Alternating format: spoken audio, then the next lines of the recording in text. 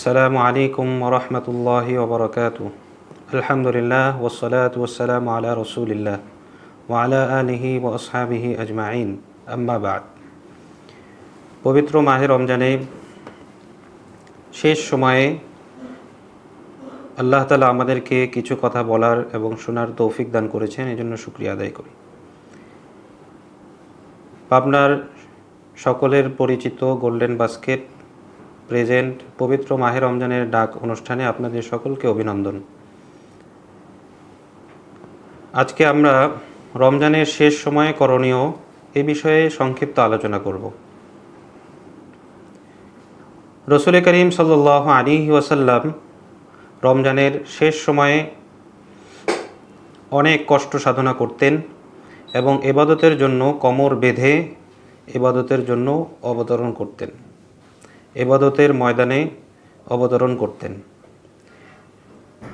আম্মাজান হযরত আয়েশা সিদ্দিকা রাদিয়াল্লাহু তাআলা আনহা ইরশাদ করেন যে হুজুর সাল্লাল্লাহু আলাইহি ওয়াসাল্লাম রমজানের শেষ দশকে এত পরিমাণে কষ্ট সাধনা, কষ্ট ক্লেশ, এত পরিমাণে ইবাদতের প্রতি মগ্ন হতেন যে পরিমাণ রমজানের বাহিরে অন্য সময় কখনো হতেন না।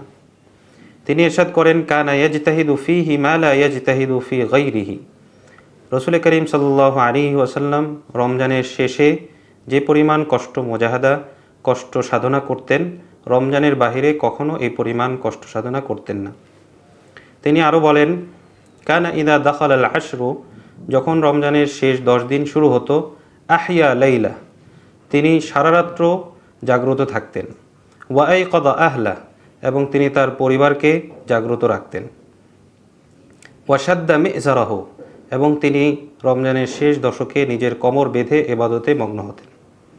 তো আল্লাহ তাআলা আমাদেরকে তার বিশেষ রহমতের দ্বারা আমাদেরকে রমজানের শেষ পর্যন্ত পৌঁছানোর তৌফিক দান করুন এবং শেষ দশকে আমাদেরকে বিশেষভাবে তার যে গুরুত্বপূর্ণ আমলগুলো আছে এগুলো ভালোভাবে করার তৌফিক দান করুন।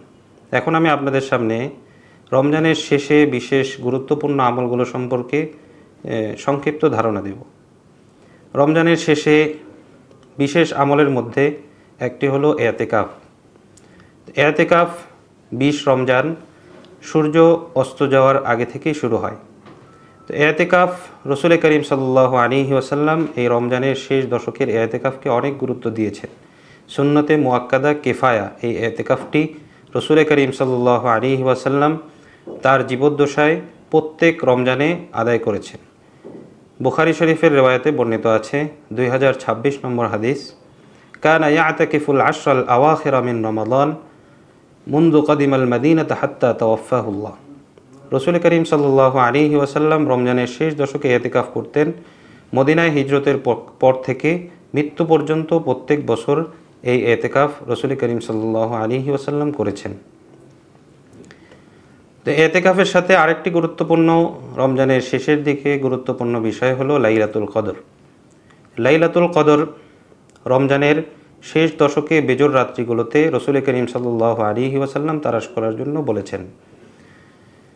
বিশেষভাবে 21, 23, 25, 27, 29 এই রাত্রিগুলোতে শবে কদর, লাইলাতুল কদর তালাশের জন্য রাসূল করিম সাল্লাল্লাহু আলাইহি ওয়াসাল্লাম সাহাবায়ে কেরামকে দিক নির্দেশনা এবং তালাশ করার জন্য বলেছেন। এজন্য সম্মানিত মুসলমান ভাই ও বোনেরা, আমরা এই রমজানের শেষ সময়ে লাইলাতুল কদর তালাশের জন্য বেজর রাত্রিগুলোতে বিশেষভাবে ইবাদতের প্রতি মনোনিবেশ করব এবং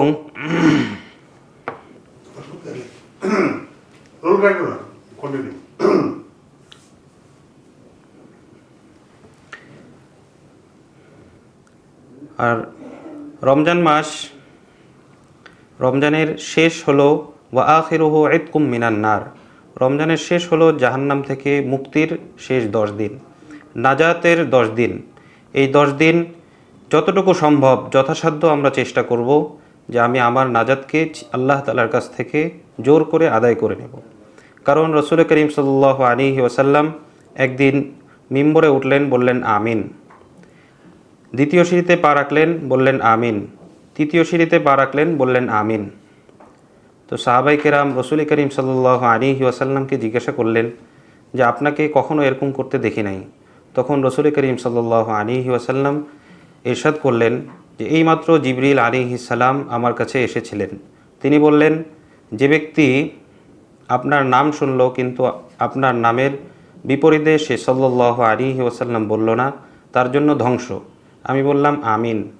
তৃতীয় সিঁড়িতে যখন আমি পা রাখলাম তখন জিবরিল আলাইহিস সালাম বললেন, যে ব্যক্তি রমজান মাস পাইল কিন্তু তার গুনাহ খাতা মাফ করতে পারল না, আল্লাহ তাআলার কাছ থেকে চেয়ে আল্লাহ তাআলার কাছ থেকে দরখাস্ত করে সে তার মুক্তি হাসিল করতে পারল না, তার জন্য ধ্বংস। আমি বললাম আমিন।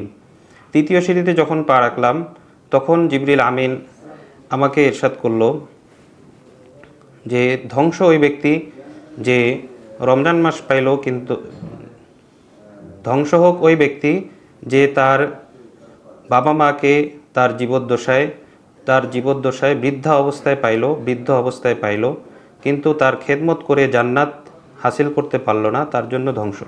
আমি বললাম আমিন। তো হুজুর সাল্লাল্লাহু আলাইহি ওয়াসাল্লামের আমিন বলার কারণে এই বিষয়টি আরও দৃঢ় হয়ে গিয়েছে এবং মজবুত হয়ে গিয়েছে, তার জন্য ধ্বংস অবধারিত। তো আমি রমজান পাইলাম কিন্তু আমি জাহান্নাম থেকে মুক্তি লাভ করতে পারলাম না।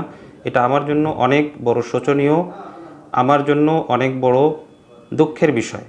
এই জন্য রমজানের শেষ 10 দিন বেশির থেকে বেশি আল্লাহ তাআলার ইবাদত দিকে মনোনিবেশ করব এবং লাইলাতুল কদর এবং ইতিকাফ এর প্রতি মনোনিবেশ করব এবং লাইলাতুল কদরের তালাশে বেজোর রাত্রিগুলোতে বিশেষভাবে ইবাদতের প্রতি মনোনিবেশ করব ইনশাআল্লাহ।